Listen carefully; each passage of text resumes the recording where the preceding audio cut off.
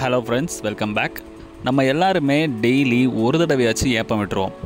பெரும்பாலும் சாப்பிட்டு முடித்ததுக்கப்புறம் தான் நமக்கு ஏப்பம் வரும். அப்படி ஏப்பம் வர்றது ஜீரணம் ஆனதுக்கான ஒரு அறிகுறியா? ஏப்பம் ஏன் வருது? ஏப்பம் வர்றது நல்லதா கெட்டதா? அதை பற்றி தான் இந்த வீடியோவில் நம்ம பார்க்க போகிறோம். வாங்க வீடியோக்குள்ளே போகலாம்.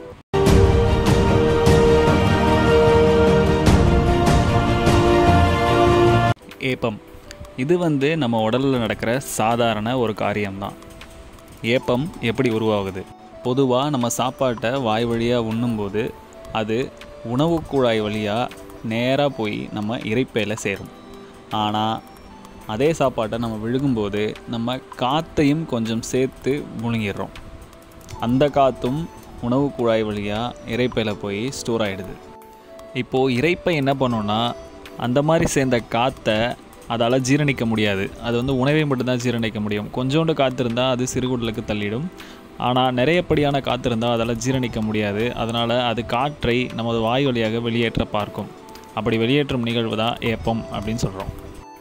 பெரும்பாலும் பார்த்திங்கன்னா நமக்கு ஏப்பம் சாப்பிட்டு முடித்ததுக்கப்புறமா தான் வரும். அது ஏன்னு பார்த்திங்கன்னா, நம்ம சாப்பிடும்போது பேசிக்கிட்டே சாப்பிடுவோம். அதனால் காற்று நம்ம வாய்க்குள்ளே போகிறதுக்கு வாய்ப்பு இருக்குது. அப்புறம் ஆஃபீஸுக்கு கிளம்புற வேகத்தில் வேகமாக சாப்பிட்றது, அதுவும் நமக்கு ஏப்பம் வர்றதுக்கான அதிகப்படியான வாய்ப்பு.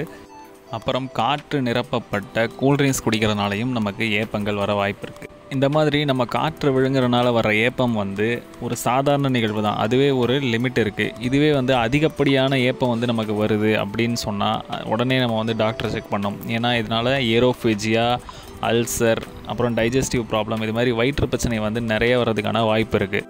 இந்த மாதிரி தேவையில்லாமல் நமக்கு வர்ற ஏப்பத்தை எப்படிலாம் ப்ரிவெண்ட் பண்ணலாம் அப்படின்னு சொல்கிறாங்கன்னு பார்த்தீங்கன்னா, அவசரமாக சாப்பிடாம நம்ம சாப்பிடும்போது மெதுவாக நல்லா மென்று வாயை மூடி சாப்பிட்டா ஏப்பத்தை தவிர்க்கலாம் அப்படின்னு சொல்கிறாங்க. நம்ம எல்லாருமே கண்டிப்பாக சாப்பிடும்போது டிவி பார்த்துக்கிட்டு இல்லைனா மொபைலை பார்த்துக்கிட்டு அப்படி தான் நம்ம சாப்பிடுவோம். சாப்பாடு மேலே கான்சன்ட்ரேஷன் இல்லாமல். வீட்டில் இருக்க பெரியவங்க சாப்பிடும்போது பேசாதன்னு சொல்லுவாங்க, சாப்பிடும்போது டிவி பார்க்காதன்னு சொல்லுவாங்க. அது ஏன்ற உண்மையான ரீசன் இப்போ தான் தெரியுது. இனிமேட்டு யாராச்சும் ஏப்பம் வந்ததுக்கப்புறம் ஏப்பம் வந்துருச்சு, ஜீரணம் ஆயிடுச்சு அப்படின்னு சொன்னால் அதை தவறு அப்படின்னு சொல்லுங்கள். சாப்பிட்டதுக்கப்புறம் ஏப்பம் வராது தான் நல்லது அப்படின்னு சொல்லுங்கள். மேலும் இது மாதிரியான வேறு ஒரு இன்ட்ரெஸ்டிங்கான இன்ஃபர்மேஷனோட இன்னொரு வீடியோவில் நான் உங்களை சந்திக்கிறேன். நன்றி, பாய்.